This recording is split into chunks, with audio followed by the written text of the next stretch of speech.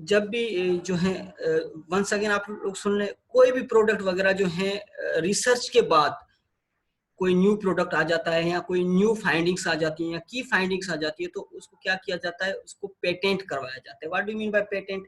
Patent भी मैं आप लोगों को बता देता हूँ कि पेटेंट क्या होता है। शायद आप लोगों को कुछ स्टूडेंट्स को ऑलरेडी पता हो पेटेंट के बारे में। एक मिनट बेटा। अच्छा अच्छा, पेटेंट किसको कहते हैं? पेटेंट इस तरह होता है कि कोई भी आप एक्सपेरिमेंट अगर करते हैं, कोई काम करते हैं, ठीक है, उसके बाद कोई इस तरह की प्रोडक्ट आती है, आप रिकमेंडेशंस करते हैं, तो उस रिकमेंडेशन की जो रूल्स और रेगुलेशंस जो होते हैं, तो उसको पेटेंट कहा जाता है।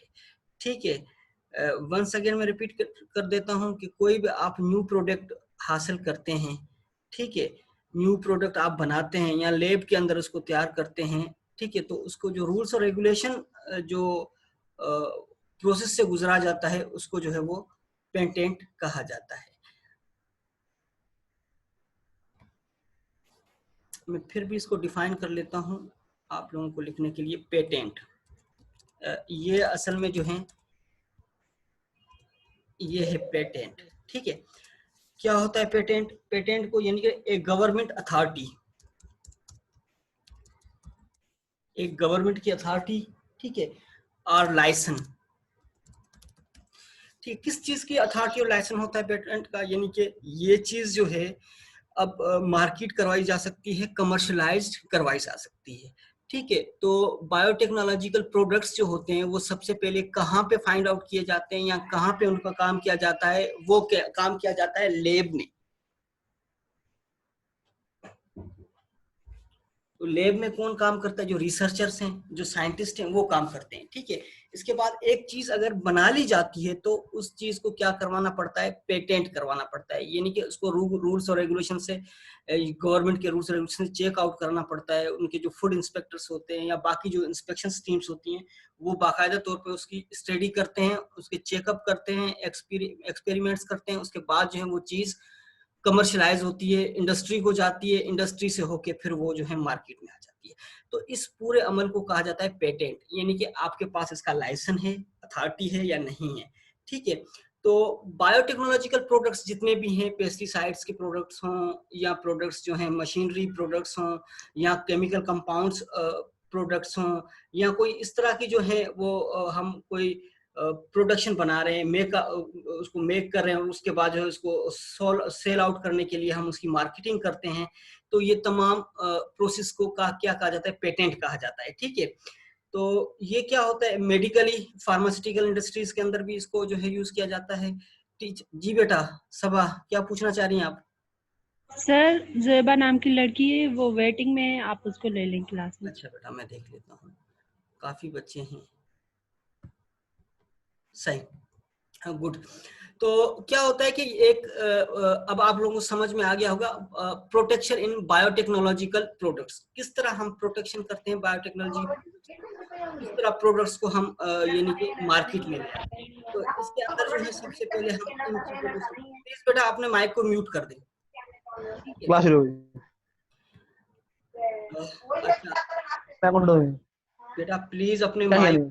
माइक को प्लीज आप जो है कर दें, माइक को प्लीज आप स्विच ऑफ कर लें, म्यूट कर लें। ये सब बच्चे जो हैं वो डिस्टर्ब हो जाते हैं। अच्छा, आगे चलते हैं। अच्छा, सबसे ज्यादा हमारे यहाँ एग्रीकल्चर बायोटेक्नोलॉजी पे फोकस किया जाता है। ठीक है, इसके बाद मेडिकल टेक्नोलॉजी है, बाकी बायोटेक्नोलॉजिकल इश्यूज। ठीक है, एग्रीकल्चर बायोटेक्नोलॉजी के अंदर हम क्या करते हैं? जेनेटिकली मेकअप करते हैं, जेनेटिकली ऑर्गेनिजम्स को यूज करते हैं एग्रीकल्चर के अंदर। ठीक है, उसके अंदर एडिटिंग का काम होता है, मैनिपुलेशन का काम होता है, फिर जेनेटिकली मेकअप करके, जेनेटिकली मॉडिफाई करके उन ऑर्गेनिजम्स को हम यूज करते हैं एग्रीकल्चर में। जिस तरह ई कोलाई है, ठीक है, जिस तरह बीटी है, तो और भी ऑर्गेनिजम्स है जिसको हम यूज करते हैं। फिर जो है इसके अलावा मशरूम्स को भी यूज करते हैं हम, इसके अलावा जो है एल्गी को भी यूज करते हैं, इसके अलावा बाकी अदर ऑर्गेनिजम्स को यूज करते हैं for the purpose of crops के बेटरमेंट के लिए, क्रॉप्स की प्रोडक्टिविटी के लिए, ईल्ड के लिए, या लाइव स्टॉक के अंदर ब्रीडिंग के लिए। ठीक है, और फॉरेस्ट्री एंड फिशरीज। फॉरेस्ट्री में हम क्या करते हैं, उसको जेनेटिकली मॉडिफाई करके ड्राउट कंडीशंस के अंदर ड्राउट टॉलरेंस उनके अंदर एबिलिटी हो, तो इस कंडीशंस के अंदर यानी कि उसको मॉडिफाई किया जाता है। और फिशरीज के अंदर यानी कि उनको फार्मिंग, फिशरी फार्म के अंदर भी इन चीज़ों को यूज़ किया जाता है। तो एग्रीकल्चर की ये मेन ब्रांचेस है, सब एग्रीकल्चर इन तमाम चीज़ों पे डिपेंड करता है। इसके अंदर क्रॉप्स आ गया, लाइव स्टॉक, फॉरेस्ट्री और फिशरी। तो हम क्या करते हैं कि कोई भी प्रोडक्ट बनाते हैं तो एग्रीकल्चर पे फोकस करते हैं, एग्रीकल्चर पे इन चीज़ों पे ज़्यादा जो है हम प्रोडक्ट्स बना रहे हैं।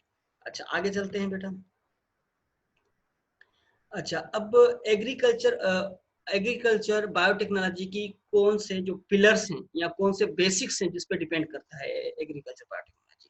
ठीक है, जीनोमिक्स यानी कि study of genes, study of genes या लोकेशन ऑफ जीन्स या इंटरेक्शन ऑफ जीन्स या exchange of genes is known as genomics. ठीक है, इसी तरह जेनेटिक इंजीनियरिंग, यानी डीएनए वगैरह की स्टडी, फ्रेगमेंटेशंस वगैरह, ये तमाम जो है आ जाती है किसके अंदर, जेनेटिक इंजीनियरिंग के अंदर। टिश्यू कल्चरिंग आपने पढ़ा है, यानी कि एक्स प्लांट से हम जो है कल्चर वगैरह लेके उसको कल्चर करते हैं और उसके बाद एक नए प्लांट को, जो कि पैथोजन फ्री भी हो सकता है, साल्ट फ्री भी हो सकता है, तो साल्ट टॉलरेंस भी हो सकता है, तो वो प्लांट हम क्या करते हैं, लेब कंडीशंस के अंदर उसको ग्रो करवा के फिजिकल पैरामीटर्स के अंदर, कंट्रोल्ड फिजिकल पैरामीटर्स के अंदर उसको ग्रो करवा के हम क्या करते हैं, फील्ड में ले आते हैं। उसके बाद बायोइन्फॉर्मेटिक्स। बायोइन्फॉर्मेटिक्स क्या है, आई थिंक आप लोगों को पता होगा, एक सबसे एडवांस्ड जो है ब्रांच है बायोटेक्नोलॉजी के अंदर। ठीक है, एडवांस। अब तो बायो इन्फॉर्मेटिक्स के अलग से डिपार्टमेंट्स भी ओपन हो चुके हैं यूनिवर्सिटी के अंदर, एक अलग यानी कि स्टडी पढ़ाई जाती है बायो इन्फॉर्मेटिक्स। आप लोगों को मेरे ख्याल में पता होगा, बायो इन्फॉर्मेटिक्स में 3 से 4 सब्जेक्ट्स बहुत ज़्यादा कोरिलेट करते हैं, कंप्यूटर, फिजिक्स, मैथ और जो है इसके अलावा स्टैटिस्टिक। तो ये तमाम जो है इनकी डेटा की गैदरिंग को, बायोडेटा के अंदर, इसके अंदर बायोटेक्नोलॉजी भी आ जाता है, बाकी भी आ जाते हैं। तो ये 4-5 डिपार्टमेंट गैदर होके एक डिपार्टमेंट बनाते हैं बायो इन्फॉर्मेटिक्स। अच्छा, इसके बाद आ जाता है आर्टिफिशियल इंसेमिनेशन। ये जो है टोटली ब्रीडिंग से रिलेटेड है।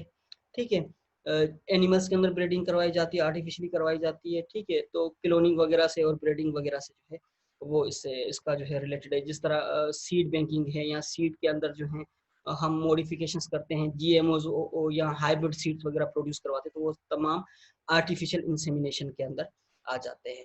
अच्छा, इसके बाद आता है माइक्रो प्रोपगेशन। ठीक है, उसके बाद एम्ब्रियो ट्रांसफर, इसके बाद क्लोनिंग। ये तमाम जो ब्रांचेज हैं एग्रीकल्चर बायोटेक्नोलॉजी से रिलेटेड है।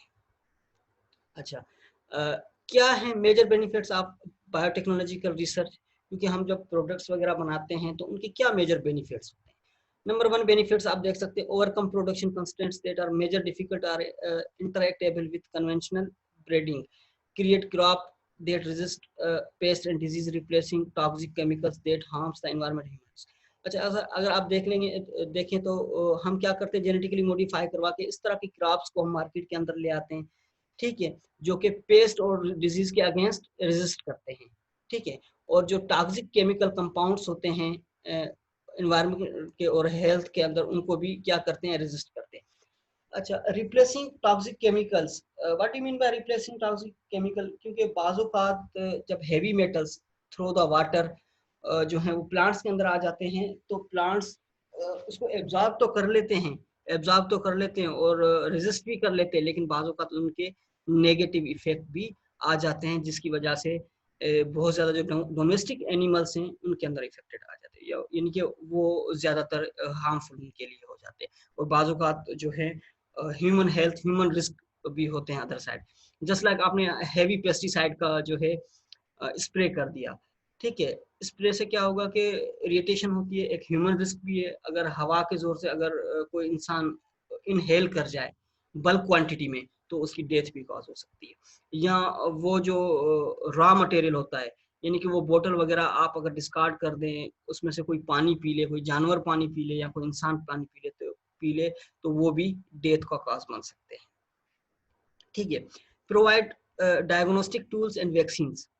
और इसके अलावा क्या बेनिफिट है बायोटेक्नोलॉजी रिसर्च का, यानी कि कुछ इस तरह के न्यू इंस्ट्रूमेंट्स या कुछ इस तरह के जो इक्विपमेंट्स वगैरह जो हैं वो हम प्रोवाइड करें, वो बनाएं, वो जो है हम वैक्सीन इस तरह की जो है वो क्रिएट करें या प्रोड्यूस करवाएं लैब के अंदर, जो कि एनिमल्स डिजीज को कंट्रोल कर सके, ठीक है, यानी कि उनको रिड्यूस कर सके।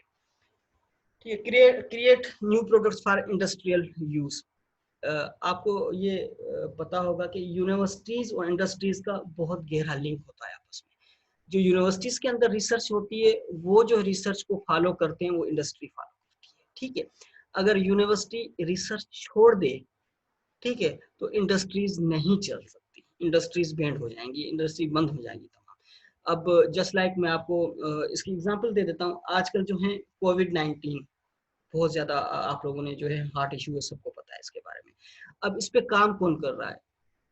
डॉक्टर्स काम नहीं कर रहे, ठीक है, बाकी जो पेशावर हैं, इंडस्ट्रीज हैं, बिजनेसमैन है, कोई नहीं काम कर रहा है इस पे। अगर काम हो रहा है तो लैब कंडीशंस के अंदर हो रहा है, साइंटिस्ट काम कर रहे हैं, रिसर्चर काम कर रहे हैं, किस चीज के लिए? इसके जी बेटा वजिया सर इसका फर्स्ट पॉइंट बता दीजिएगा।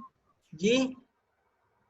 फर्स्ट पॉइंट इसका बता दीजिएगा। अच्छा, overcome production constraint that are more difficult or intractable with convention breeding. अच्छा, इसके अंदर क्या होता है कि ओवरकम प्रोडक्शन यानी कि कंस्ट्रेंट्स दैट मोर डिफिकल्ट, यानी कि इसके अंदर कुछ जेनेटिकली मॉडिफाई के अंदर कुछ जो है वो कॉम्प्लेक्सिटी है, यानी कि कुछ इसके अंदर कॉम्प्लिकेट पॉइंट्स होते हैं, क्योंकि ब्रीडिंग के थ्रू कुछ इमेच्योरिटी भी आ जाती है, या कुछ जो है क्या कहते हैं एबनॉर्मलिटीज भी आते हैं। तो इन चीज को कंट्रोल किया जाता है या ओवरकम प्रोडक्शन पे कंट्रोल किया जाता है, ठीक है। बाजुकात क्या होता है कि ओवरकम प्रोडक्शन की वजह से एनिमल्स के अंदर एबनॉर्मलिटी आ जाती है, एनिमल्स के अंदर जो है बहुत सारे डिजीज काज होते हैं, वो जो है क्या होते हैं कि वो इनहेरिटिकल हो जाते हैं एनिमल्स के अंदर।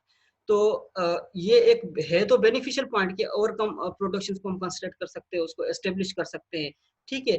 लेकिन ब्रीडिंग जो होती है इसके फवायद भी बहुत सारे होते हैं, यानी कि हम अगर क्रॉस ब्रीडिंग करवा रहे होते हैं ऑस्ट्रेलियन आक्स का जो है पाकिस्तानी काऊ के साथ, तो इससे क्या होता है, इससे एक न्यू जनरेशन तो डेवलप हो रही है, ये तो यानी कि बेनिफिशियल है। लेकिन इसके अंदर बहुत सारे जो इन्वायरमेंटल डिजीज हैं जो कि ऑस्ट्रेलिया से बिलोंग करते हैं, वो हमारे जो है पाकिस्तान के अंदर जो है वो डेवलप हो रहे हैं या पाकिस्तान के अंदर एक्सचेंज हो रहे हैं। तो इन चीजों को बहुत ज्यादा मुश्किल होता है इंटरेक्ट करना कन्वेंशनल ब्रीडिंग के अंदर, ठीक है।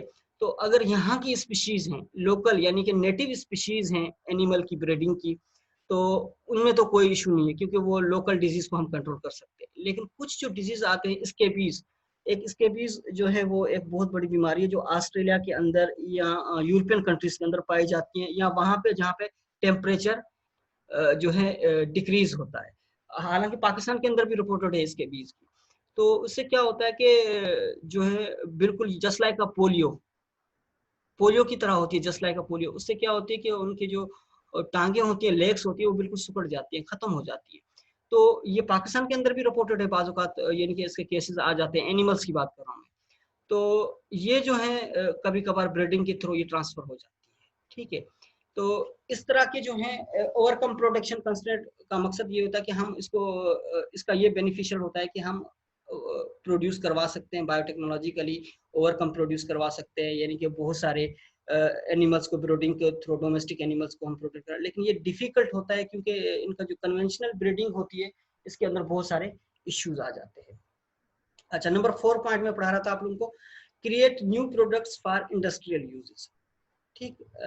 न्यू प्रोडक्ट्स को क्रिएट करना इंडस्ट्रियल के लिए, क्योंकि जो है रिसर्च इंस्टीट्यूट्स होते हैं वो रिकमेंडेड करते हैं प्रोडक्ट्स को, फिर जो कि इंडस्ट्री जाके यूज करती है, ठीक है। अच्छा, इसके बाद can offer both direct and indirect health. जी सभा बेटा। सर पीछे सेकंड पॉइंट है ना, वो रिपीट करने। अच्छा, हाँ, वंस अगेन मैं इसको रिपीट कर देता हूँ, create crop that resist pest and disease, ठीक है। हम इस तरह के क्रॉप को मॉडिफाई कराएं, ठीक है, इसी तरह उनको जेनेटिकली उसके अंदर मेकअप कराएं, एडिटिंग कराएं, ताकि वो रेजिस्ट कर सकें पेस्ट और डिजीज के अगेंस्ट, ठीक है, यानी कि पैथोजन फ्री हो। तो क्या होता है कि हमारे जो क्रॉप होते हैं, हमारे जो क्रॉप जो हम लगा रहे होते हैं, तो जब वो ओपन एरिया के अंदर जो है वो सर्वाइव करते हैं, तो उनको बहुत ज्यादा थ्रेट होते हैं, इन्वायरमेंटल थ्रेट होते हैं, यानी कि बायोटिक स्ट्रेस होते हैं और एबायोटिक स्ट्रेस होते हैं। एबायोटिक तो आप इन्वायरमेंटल आपको पता है, बायोटिक स्ट्रेस के अंदर पेस्ट आ जाते हैं, डिजीज आ जाते हैं। ठीक है। अच्छा, अब पेस्ट की भी जो अलग से नेचर होती है, डिजीज की भी अलग नेचर होती है। ठीक है, पेस्ट और डिजीज के अंदर फर्क होता है। पेस्ट जो होते हैं वो क्या करते हैं कि प्लांट्स को डायरेक्टली नुकसान पहुंचाते हैं खुद। ठीक है, और डिजीज क्या होते हैं, डिजीज वेक्टर्स को यूज करते हैं, वेक्टर्स को। अब जस्ट लाइक वायरस है, वायरस जो है वो खुद जाके अटैक नहीं करता, वो वेक्टर को यूज करता है। मलेरिया किसको यूज करता है, वेक्टर को यूज करता है, यानी कि मच्छर को यूज करता है, मॉस्किटो। ठीक है, एबोला वायरस है, किसको यूज करता है, एक इंसेक्ट को यूज करता है एज अ वेक्टर के तौर पर। तो अब जैसे लाइक कोविड-19 है, इसका वेक्टर क्या क्या है, वेक्टर ह्यूमन खुद है, यानी कि एक इंसान दूसरे इंसान तक मुंतकिल कर रहा है, ट्रांसमिट कर रहा है। तो क्या होता है कि डिजीज के अंदर वेक्टर्स यूज होते हैं और पेस्ट जो होते हैं वो डायरेक्टली यूज कर रहे होते हैं। अच्छा, जो फंगल डिजीज होते हैं या बैक्टीरियल डिजीज होते हैं तो वो उनकी ट्रांसमिशन के डिफरेंट जो है प्रोसेस होते हैं, वो डिफरेंट प्रोसेस से जो होते हैं वो ट्रांसमिट होते हैं। बाय द विंड भी जाते हैं, बाय वाटर, इरिगेशन वाटर के थ्रू भी जाते हैं, बाय मैकेनिकल टूल्स के थ्रू भी वो जो है जाते हैं। ठीक है। अच्छा, इस तरह की क्रॉप्स को क्रिएट करें जो कि रेजिस्ट करें पेस्ट और डिजीज की। और इसके अलावा रिप्लेसिंग टॉक्सिक केमिकल्स। अब क्या होता है कि हम जो वाटर इरिगेट कर रहे होते हैं या वाटर प्रोवाइड कर रहे होते हैं एग्रीकल्चरल क्रॉप्स को, बाज़ औक़ात वो खुद हाईली कंटामिनेटेड होता है। पता नहीं कहाँ-कहाँ से पानी गुजर के आ रहा होता है, क्योंकि उस पानी के अंदर जो है बहुत सारी चीज़ें जो हैं वो डिस्चार्ज हो रही होती हैं, केमिकल्स, इंडस्ट्रियल वाटर होता है, इसके अलावा जो हैं हेवी मेटल्स भी होते हैं। तो वो जब आ जाते हैं किसके अंदर, प्लांट्स के अंदर वो आ जाते हैं, तो प्लांट्स क्या करते हैं कि वो ऑटोट्रॉफ होते हैं और इसके अलावा उनके अंदर इतनी एबिलिटी होती है कि वो टॉक्सिक केमिकल्स को रिमूव करें या रिप्लेस करें। लेकिन बाज़ औक़ात इतने हेवी मेटल्स होते हैं, या तो प्लांट्स विल्टिंग हो जाती है प्लांट्स के अंदर, या अगर वो प्लांट्स कोई एनिमल वगैरह यूज कर ले एज अ फूडर के तौर पर, तो वो हाईली इम्पेक्टेड करता है, हाईली एबनॉर्मलिटी प्रोड्यूस करता है किसके अंदर, जानवरों के अंदर। ठीक है, that harms the environments and human health. तो जाहिर बात है एनवायरनमेंट्स भी हार्म होता है और इसके अलावा हार्मफुल होता है और इंसान के लिए भी रिस्क है। ठीक है, आगे बेटा बात समझ में, नेक्स्ट चलते हैं। Yes, sir. Thank you, sir. बेटा इट्स ओके। अच्छा, can offer both direct and indirect health benefits. ठीक है, अब क्या होता है कि इसमें दो तरह के बेनिफिट्स होते हैं, एक डायरेक्टली जो होता है वो बेनिफिट हो रहा होता है, एक इनडायरेक्टली जो है वो जो होता है वो बेनिफिट। डायरेक्टली बेनिफिट क्या होता है बायोटेक्नोलॉजी का, इसका बायोटेक्नोलॉजिकल इसका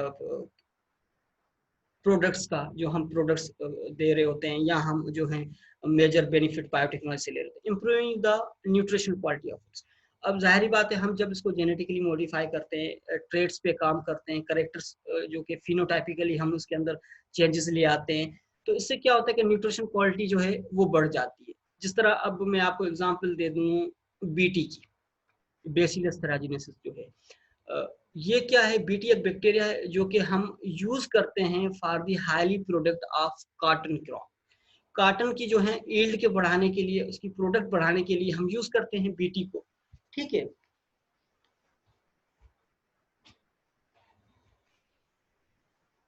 तो आपको पता होगा कि कॉटन जो है पाकिस्तान में सबसे ज्यादा जो है प्रोड्यूस करवाई जाती है। तो इससे क्या होता है कि इसकी क्वालिटी बढ़ जाती है। न्यूट्रिशन क्वालिटी ऑफ फूड्स का मकसद है राइस है, वीट है, ठीक है, मेज है, इनकी जो है हम क्वालिटी को इम्प्रूव कर रहे हैं। वीट के अंदर जो है हमने बहुत सारे जो है ट्रेड्स में चेंजेस ले आए, हम जेनेटिकली उनको मॉडिफाई किया है, पाकिस्तान के अंदर काफ़ी काम हुआ है और बहुत सारी जो है वीट की इस तरह की वैरायटीज को पैदा किया गया है, प्रोड्यूस करवाया गया है लेब्स के अंदर, जो मैं आगे आपको बताऊंगा। तो उनसे क्या हुआ है कि इम्प्रूवमेंट बहुत अच्छी आई है, यानी कि ईल्ड और क्वालिटी के अंदर भी इम्प्रूवमेंट आई है और डिजीज के अगेंस्ट भी वो रेजिस्ट कर चुके हैं। अच्छा, इसके अलावा reducing the presence of toxic compounds, और इसके अलावा दूसरा जो मकसद होता है डायरेक्ट बेनिफिट का, वो है ये है कि हम टॉक्सिक जो कंपाउंड्स होते हैं, चाहे सॉइल के अंदर हों, चाहे हम पेस्टिसाइड यूज करते हैं उनके सॉइल कंपाउंड्स हों, उनको रिड्यूस किया जा सके। अच्छा, एग्जांपल कसावा विद ले साइनाइड। अच्छा, कसावा क्या होता है, आप लोगों ने एज अ फूडर तो बहुत ज्यादा यूज भी किया है। स्वीट पोटैटो आप लोगों ने कभी खाया है, आप लोगों ने घरों में स्वीट पोटैटो, या आपको दिखा दूं गूगल पे जाके।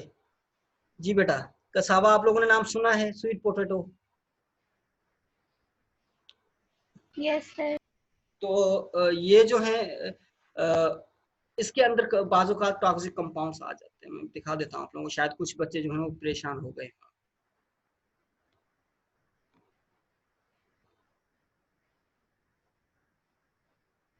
स्क्रीन नजर आ रही है आपको?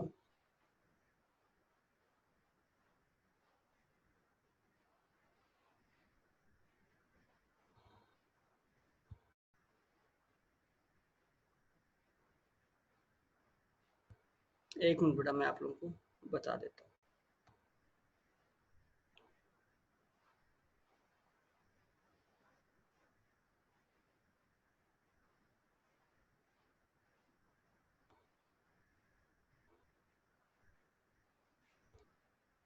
कसावा जो है वो स्वीट पोटैटो को कहा जाता है, जो कि सबसे ज्यादा पाकिस्तान के अंदर इसको यूज किया जाता है। शायद आप लोगों को याद ना आ रहा हो।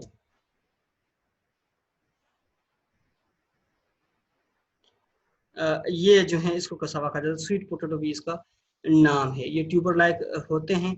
जी बेटा, आप लोगों ने देख लिया? सर। ठीक है, तो ये है कसावा। ठीक है, ये जो है ज्यादातर हम गर्म करके पानी के अंदर बॉयल करके इसको यूज किया जाता है।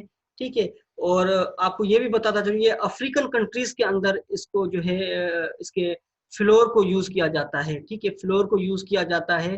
जिस तरह हम वीट को यूज कर रहे हैं, तो इसी तरह इसको यूज किया जाता है। ठीक है, अच्छा आगे चलते हैं।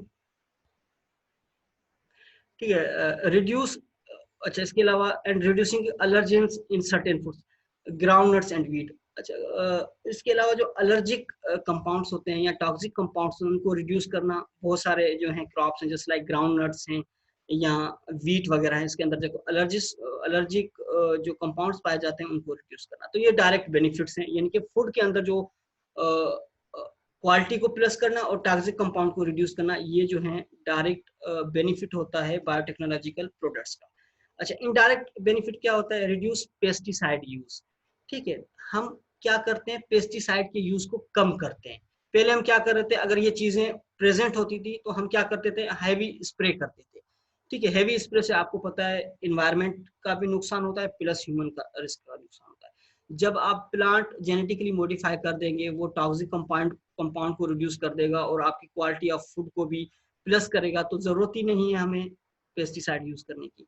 अच्छा, lower occurrence of mycotoxins. Mycotoxins कहते हैं, माइको मींस फंजाई, टॉक्सिन्स यानी कि पॉइजन, यानी कि जो फंजाई पॉइजन प्रोड्यूस करते हैं उसको माइकोटॉक्सिन कहा जाता है। सिर्फ फंजाई जो टॉक्सिन प्रोवाइड करते हैं उसको माइकोटॉक्सिन कहा जाता है। ठीक है, lower occurrence of cause by insect और डिजीज डैमेज।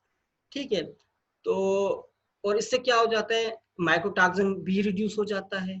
ठीक है, इनडायरेक्ट बेनिफिट के अंदर ये है कि माइकोटॉक्सिन भी रिड्यूस हो जाता है। अच्छा, माइकोटॉक्सिन क्या होता है, नेचर के अंदर, इन्वायरमेंट के अंदर नेचुरली पाया जाता है, ह्यूमन मेड नहीं होता। जिस तरह बाकी पॉपुलेशन है, इंसान की पॉपुलेशन, इसी तरह जो है ये आपको ये बता दूं, इन्वायरमेंट के अंदर दो टाइप्स के ऑर्गेनिजम्स होते हैं, एक बेनिफिशियल ऑर्गेनिजम्स, एक होते हैं हार्मफुल ऑर्गेनिजम्स। ये फंजाई वगैरह है या बैक्टीरिया हैं, वायरस हैं, ये भी दो टाइप्स के होते हैं, एक बेनिफिशियल होते हैं और एक हार्मफुल होते हैं। हमें नजर सिर्फ हार्मफुल आते हैं, बेनिफिशियल नजर नहीं आते। जब हम हैवी स्प्रे करते हैं तो बेनिफिशियल ऑर्गेनिजम्स के भी जो उसके अंदर किल हो जाते हैं, जो कि डिपेंड करते हैं या जो कि टारगेट करते हैं या प्रीडेटर होते हैं हार्मफुल के लिए। ठीक है, अच्छा, increase availability of affordable food and the removal of toxic compounds from soil. तो आपको डायरेक्ट इनडायरेक्ट मेथड मेरे ख्याल में बेनिफिट इसका समझ में आ गया होगा बायोटेक्नोलॉजिकल प्रोडक्ट्स का। ठीक है, अच्छा यही मैं इसका आपको बता रहा था, economic implications of BT and GMO.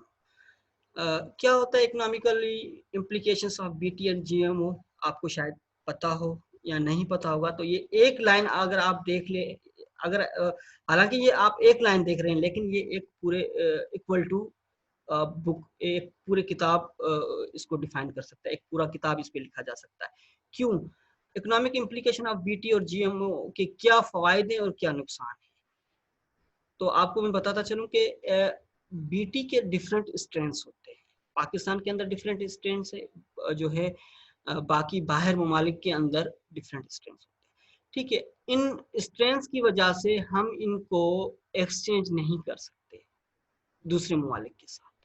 ठीक है, तो इकोनॉमिकली या ये मार्केटेबल नहीं होती चीजें, कौन सी, बीटी और जीएमओ। डेट्स वाई, इसी वजह से ये जो है फेल्योर है। ठीक है, हालांकि इनका जो है बहुत ज्यादा इम्पैक्ट फार्मर्स को फायदेमंद है, कंज्यूमर्स को और सोसाइटी को, लेकिन इकोनॉमिकली जो है इस पे जो है इसका ये इम्पैक्ट है कि ये हम सिर्फ लोकली नेटिव यूज करते हैं, इन चीजों को बाहर के लिए पर्पस के लिए यूज नहीं कर सकते। जो हमारे पास बीटी के स्ट्रेंथ्स हैं वो किसी और मुल्क के पास नहीं होंगे, या जिस और मुल्क के पास है वो हमारे पास नहीं हो सकते, हम उनको एक्सचेंज नहीं कर सकते। तो ये वर्ल्ड वाइड के तौर पर इस पे बैंड आप समझ सकते हैं। तो क्या होता है कि सिर्फ बीटी और जीएमओ के बहुत ज्यादा इकोनॉमिकली इम्पैक्ट है फार्मर्स पर, कंज्यूमर्स पर और सोसाइटी पे। ठीक है, अगर बीटी को यूज ना करवाया जाता डिफरेंट क्रॉप्स के अंदर, या उनके करेक्टर्स के चेंज के अंदर, करेक्टर्स या ट्रेड्स के फिनोटिपिकली चेंजेस के अंदर या म्यूटेशन के अंदर हम उसको चेंज ना करवाते, इसको यूज ना करवाते, तो बहुत सारे जो हैं क्रॉप्स के अंदर जो है ईल्ड इंक्रीज ना हो पाती, या उसकी प्रोडक्टिविटी में जो है वो इंक्रीमेंट ना होती, डिक्रीज होते लेकिन इंक्रीमेंट ना होती। इसी तरह जेनेटिकली मॉडिफाइड हम जीएमओ को इंट्रोड्यूस नहीं ना करवाते बायोटेक्नोलॉजिकली, तो क्या होता कि बहुत सारे प्लांट्स, बहुत सारे क्रॉप्स जो है वो खत्म हो चुके होते, या ये नहीं कि वो ज्यादा अरसे तक जो है वो फील्ड के अंदर ना रह सकते, और उन पे जो है बहुत सारे पेस्ट और डिजीज हमलावर होते। अच्छा अच्छा, अब आ जाते हैं economic impacts of transgenic crops. What do mean by transgenic crops? Transgenic crops का मकसद ये होता है कि वो प्लांट्स जिनको ट्रीटेड किया, ठीक है, जिसको ट्रीटेड किया गया हो, जिसको जो है प्लांट्स को प्रोड्यूस करवाया गया हो, जिसके ट्रेड्स के अंदर चेंजेस लाई गई हो, तो वो होते हैं। अच्छा, अब क्या है, इससे क्या इम्पैक्ट्स होते हैं, वो ये फैक्टर्स है। Impact of the technology on agronomic practices and yield. What do you mean by agronomic practice? Agronomy क्या होती है? Agronomy study of crops. ठीक है, जो जितने भी क्रॉप है इनकी स्टडी को, इनकी यील्ड को, इनकी प्रोडक्टिविटी की स्टडी के बारे में उसको एग्रोनॉमिक कहा जाता है, एग्रोनॉमी कहा जाता है।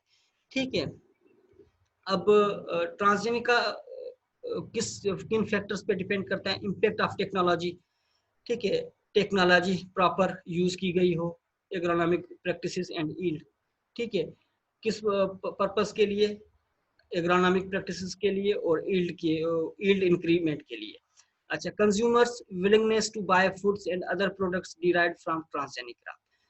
सेकंड जो इसकी इंपॉर्टेंट पॉइंट ये है कि कंज्यूमर्स के अंदर विलिंगनेस हो, कंज्यूमर्स चाहते हों कि हम ये चीजें लें जो कि ट्रांसजेनिक क्रॉप हो, या जो हाइब्रिड क्रॉप हो, या जो ये जस्ट लाइक आप इसकी एग्जांपल कैंड फूड आपने कभी लिया होगा मार्केट्स के अंदर, वो कैंड होता है, वो घरों पे ले आके हम उसको जो है वो पकाते हैं या बॉयल करते हैं, समोसे भी मिल जाते हैं, और जो है और भी बहुत सारी चीजें आपको मिल जाती हैं। ठीक है, तो लेकिन वो इतनी जो है मार्केटेबल नहीं है, चंद लोग या कुछ लोग जो है उसको ले आते हैं। क्यों? उनके भी कुछ इम्पैक्ट्स होते हैं, उनके भी कुछ। जी उमेमा, बेटा क्या पूछना चाह रही हैं आप? सर पहला पॉइंट रिपीट कर दें। Impact of the technology on agronomic practice yield. Yes sir. Once again मैं रिपीट कर देता हूँ। अच्छा, इम्पैक्ट ऑफ टेक्नोलॉजी, ठीक है, on agronomic practices and yields. क्या इम्पैक्ट है टेक्नोलॉजी का एग्रोनॉमिक प्रैक्टिस एंड यील्ड पे? कौन सी टेक्नोलॉजी हम यूज कर रहे हैं, कौन सा जो है हम ट्रीटमेंट इनको यूज करवा रहे हैं, कौन सा हम एग्रोनॉमिकली इनको जो है प्रैक्टिसेस करवा रहे हैं। एग्रोनॉमिक प्रैक्टिस आप समझते हैं कौन सी प्रैक्टिसेस होगी? जी बेटा, जिसके अंदर फिजिकल प्रैक्टिसेस आ जाती हैं, केमिकल आ जाती हैं, और जो है बायोलॉजिकल प्रैक्टिसेस आ जाती हैं। समझ रहे हैं आप? या इसको मैं डिटेल के साथ बताऊं बेटा? Agronomic, what do you mean by agronomic practices? सारे बच्चे खामोश हो गए। Impact sir of details. Agronomic practice का मकसद होता है कि आप कौन सी प्रैक्टिस जो है वो प्लांट्स को या क्रॉप को प्रोवाइड कर रहे हैं। देयर आर 3 to 4 जो होते हैं प्रैक्टिसेस होती हैं, मैं आपको बता देता हूँ 1 मिनट, इस तरह आपको याद नहीं रहेंगे।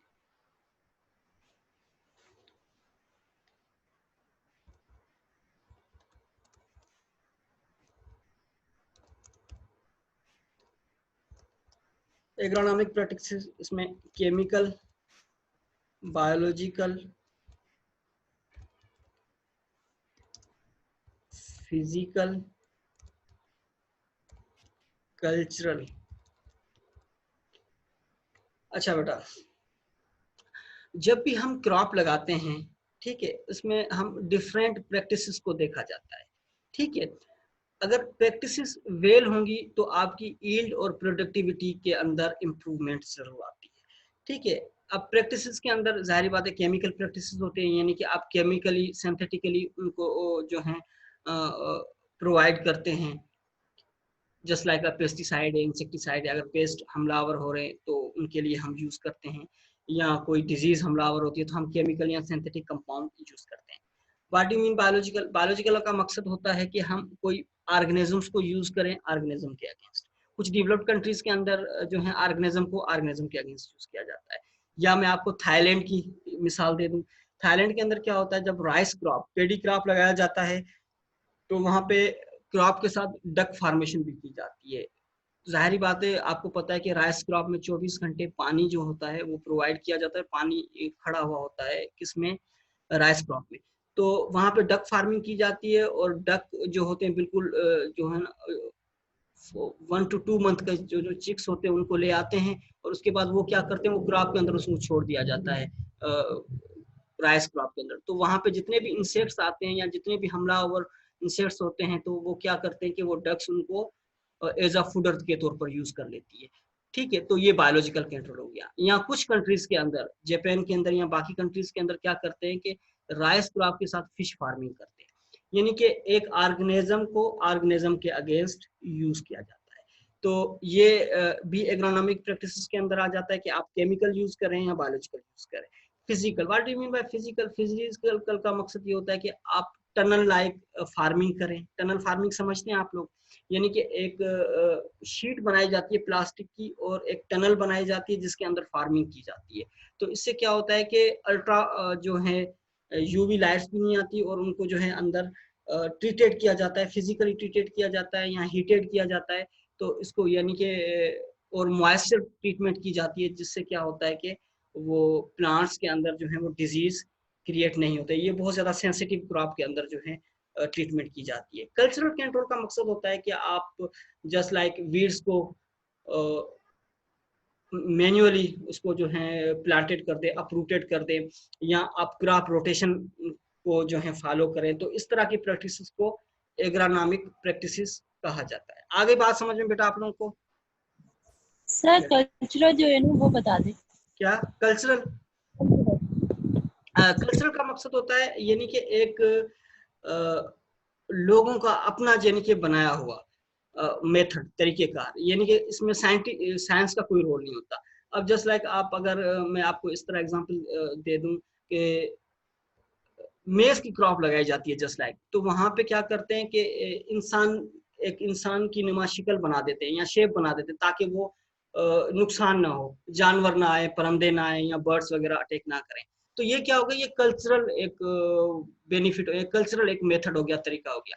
तो हम क्या करते हैं कि एग्रोनॉमिक प्रैक्टिस के अंदर इस तरह की प्रैक्टिस करते हैं जो कि हम खुद बनाते हैं, ठीक है, खुद यानी कि हम यूज करते हैं। जिसकी आप एग्जांपल क्रॉप रोटेशन देख लें, या हम क्रॉप जब हार्वेस्ट कर लेते हैं तो क्या करते हैं, तो आग लगा देते हैं बाकी चीजों पे, जो जमा करके जो बाकी रेजिड्यूल्स बन जाते हैं तो उनको आग लगा देते हैं। या जब शुगर केन का फसल है वो हार्वेस्ट हो जाता है, हम आग लगा देते हैं।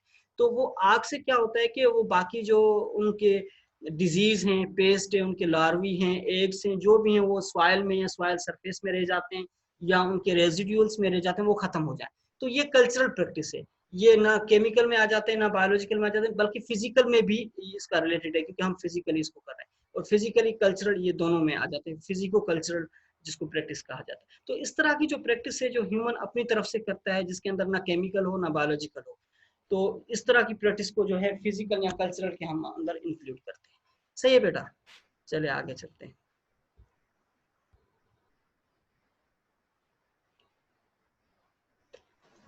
अच्छा, consumers willingness to buy food. Consumers जो होते हैं, जो ग्राहक होते हैं, जो कंज्यूमर्स होते हैं, उनको ये नहीं कि आप लोग आमादा करें कि ये जो है फूड जो है जेनेटिकली मॉडिफाइड क्रॉप को या जेनेटिकली मॉडिफाइड जो हमारे पास आते हैं प्रोडक्ट्स आती है मार्केट में, उसको जो है वो खरीदें, बाय करें, यूज करें। हालांकि ऐसा नहीं होता। अब मैं आपको एग्जांपल दे दूं, जो हैं फीमेल्स हैं या जो गर्ल्स हैं जो सब्जी वगैरह लेने जाती हैं, तो वो हाइब्रिड्स जो है चिलीज को नहीं लेती, वो प्रीफर करती हैं बाकी चिलीज को, क्योंकि हाइब्रिड चिली जो होती है वो इतना यूज नहीं होती, इतनी जो है वो एज अ उनके अंदर क्या नहीं होती, स्पाइसी नहीं होती एज कम्पेयर टू जो नेचुरल चिलीज होती है। या जो जेनेटिकली मॉडिफाई होते हैं या हाइब्रिड क्रॉप होता है, वो जो है इतना ज्यादा सक्सेसफुल नहीं होता। आ रही है बात समझ में? तो कंज्यूमर्स को डेवलप करानी होती है ऐसी चीजें।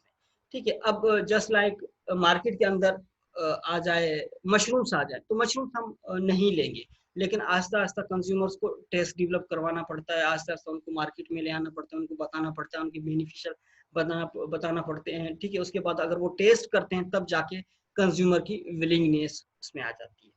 अच्छा, regulatory requirements and associated cost, ये बहुत इंपॉर्टेंट होता है, क्योंकि एक चीज रेगुलर मार्केट में आ रही है या नहीं आ रही। अब जस्ट लाइक मशरूम्स हैं, इसके लिए आपको फार्मिंग करनी पड़ेगी, फार्मिंग भी करें तो रेगुलर जो है रिक्वायरमेंट आपकी पूरी होनी चाहिए, और उसकी कॉस्ट इतनी हो कि वो तमाम लोग उसको अफोर्ड कर सकें। तो इन चीज़ों को देखना पड़ता है। जब भी आप ट्रांसजेनिक क्रॉप बनाते हैं या जेनेटिकली मॉडिफाई करते हैं, उसकी कॉस्ट